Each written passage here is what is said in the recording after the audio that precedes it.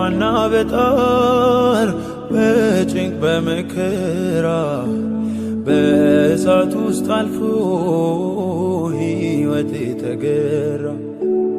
ማዕበሉም ንፋሱም ሰራኝ ደህና አድርጎ ጠላት ለክፉ ሲል ሆነልኝ ለበጎ።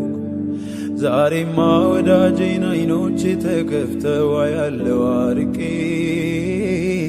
የሕይወት ትርጉሙ በወጉ ገብቶኛል ይዛለው አጥብቄ። አድራሻዬ አድራሻዬ መስቀሉ ስር ነው አድራሻዬ አድራሻዬ መስቀሉ ስር ነው አድራሻዬ